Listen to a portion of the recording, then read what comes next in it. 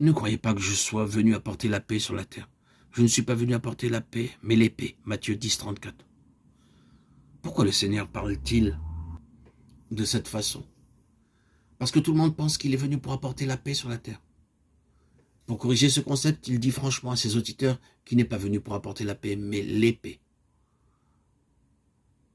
Nous verrons par la suite que la paix mentionnée ici n'a pas trait à des questions de paix et d'absence de guerre parmi les nations dans le monde. Il fait plutôt allusion à certaines situations et rapports avec la famille même.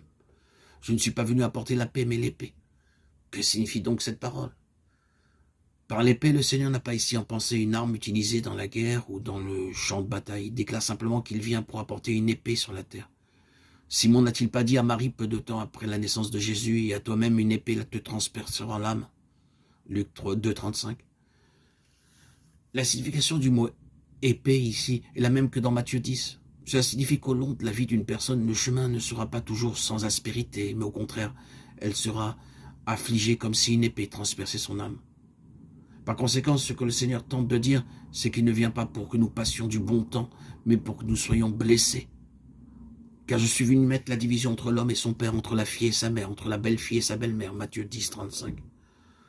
Ce verset commence avec la conjonction « car », indiquant que les mots qui suivent sont pour expliquer l'épée sur la terre, mentionnée dans le verset qui précède. D'une manière naturelle, la relation entre un père et un fils est généralement considérée comme étant très convenable. Mais maintenant, cette relation sera marquée par la désaffection. La fille se détachera de sa mère, la belle-fille de sa belle-mère, et ainsi de suite. Et l'homme aura pour ennemi les gens de sa maison. Avoir un ennemi, c'est très amer. Ceux de votre propre maison que vous aimez se retourneront contre vous, blessant votre cœur. Il y aura alors des hostilités et de l'amertume dans votre foyer. Celui qui aime son père ou sa mère plus que moi n'est pas digne de moi. Celui qui aime son fils ou sa fille plus que moi n'est pas digne de moi. Matthieu 10, verset 37. Nous trouvons 2 fois dans ce verset les mots « n'est pas digne » prononcés par Jésus. Vous êtes-vous jamais demandé pourquoi vous devez aimer le Seigneur plus que votre propre père ou mère ou enfant? Si dans le monde vous aimez une personne plus que le Seigneur, vous n'êtes pas capable d'être son disciple. Pour être un disciple de Christ, vous devez aimer le Seigneur entièrement. Ceci est une condition pour être son disciple. Il vous est absolument impossible d'aimer le Seigneur et une autre personne également en même temps. Celui qui ne prend pas sa croix et ne me suit pas n'est pas digne de moi. Matthieu 10, 38.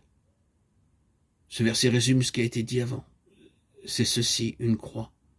Que signifie prendre sa croix? Le Seigneur n'a pas dit que celui qui ne prend pas son fardeau et ne le suit pas n'est pas digne de lui. Non, il dit que celui qui ne prend pas sa croix et ne le suit pas n'est pas digne de lui. Un fardeau n'est pas une croix. Un fardeau est quelque chose d'inévitable. La croix, cependant, dépend du choix personnel et peut par conséquent être évitée.